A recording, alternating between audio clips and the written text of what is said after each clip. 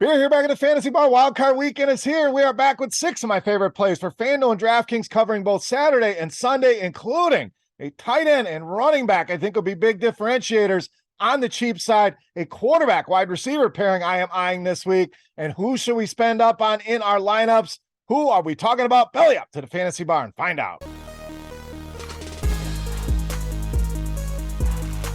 Welcome in, guys. Wild Card Weekend is here. The playoffs are here, and we are back here in the Fantasy Bar. 6 guys for you for both Saturday and Sunday in the NFL and FanDuel and DraftKings. Thank you, as always, stopping by and checking out this special playoff edition of the 6-pack. Now, before we get into the plays, a couple things. Take a second, click that thumbs up button before we get started.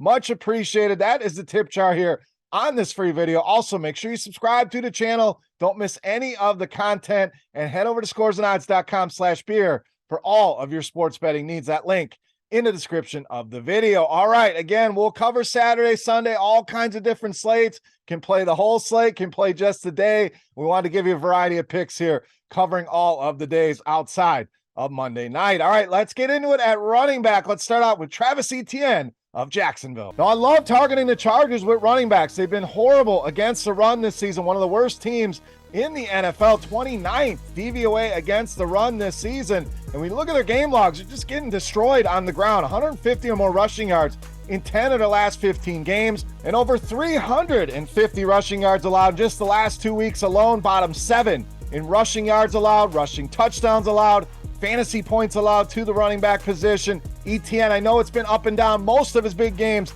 have come at home here. I think he has another one this week against the Los Angeles Chargers. All right, let's go to the tight end position. A lot of interesting names, a lot of guys I think people will be paying up for, but the guy I want this week, Dawson Knox of the Bills. So guys like Kittle, Hodgins, depending on the slate you're going to play, probably going to be pretty popular, especially TJ Hockenson coming off that massive game last time the Giants and the Vikings met up. But let's not forget about Dawson Knox, who had his best game of the season against these Miami Dolphins just a couple weeks ago. Back in week 15, 8 receptions, almost 100 yards receiving in that game, and did find the end zone. And it makes sense. Miami terrible against the tight end position. We picked on Arizona. We picked on Seattle at this position. Miami right there, third most fantasy points allowed to the tight end position. Dawson Knox in a great spot here at home against the Miami Dolphins. All right, wide receiver up next. More value for us with Isaiah Hodgins of the Giants. So another rematch here that we just saw a couple weeks ago. I think the Giants in a very good spot here against Minnesota.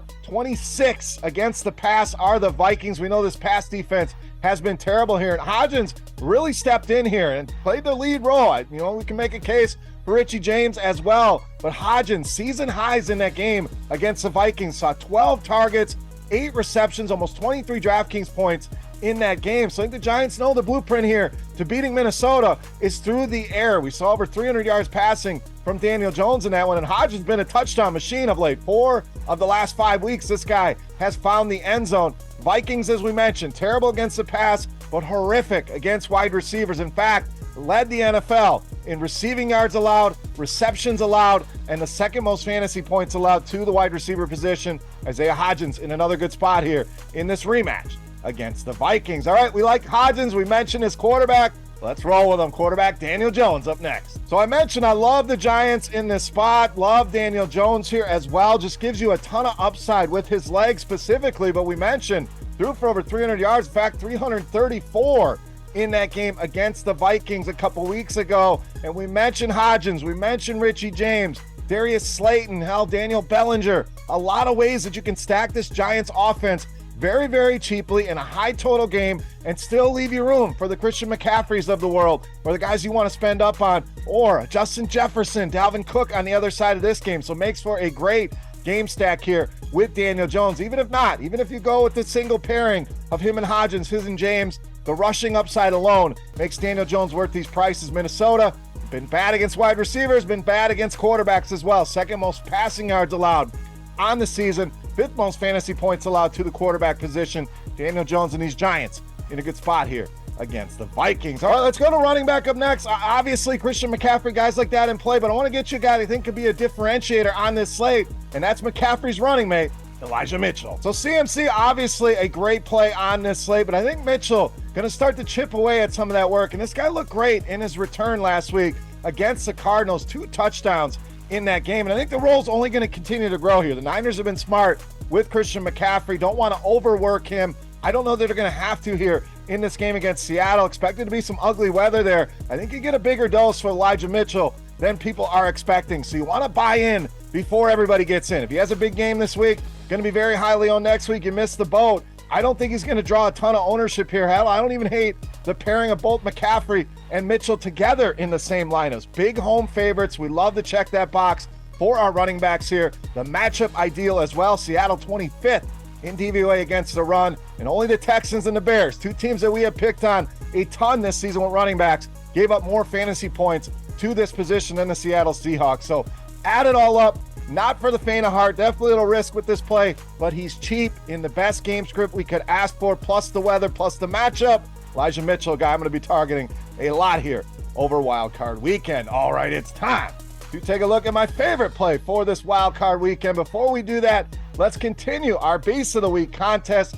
Easy to play, free to play. Most importantly, a thank you to you guys for your support here on these videos. All you got to do, get in the comment section right below the video and get fantasy points on DraftKings this week for my Beast of the Week. The closest guest wins themselves a free week of RotoGrinders Premium. Chance to check everything out behind the scenes. All right, let's wrap this baby up. Let's finish strong here with our Wild Card six-pack. Let's take a look at my favorite play, you know him as the Beast of the Week.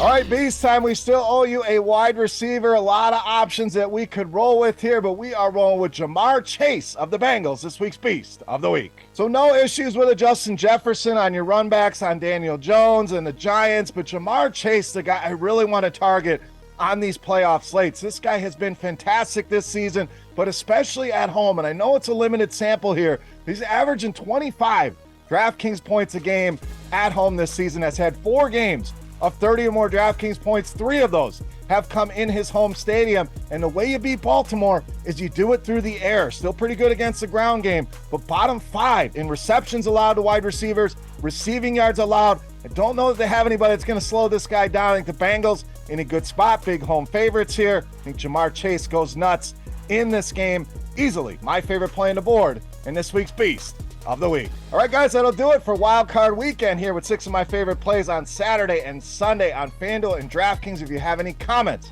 questions, feedback, please hit me up in that comment section right below the video. Don't forget, fantasy points for Jamar Chase on DraftKings for your shot at some free RotoGrinders Premium. Make sure you've clicked that thumbs up button and subscribe to the channel if you have not already. For RotoGrinders.com, I am Beer saying salut, guys. Best of luck here on Wild Card Weekend. Enjoy the games, and we'll see you next week. Hey, thanks for checking out our videos. If you want more expert advice on DraftKings, FanDuel, or any other daily fantasy sports, make sure you check out the current videos playlist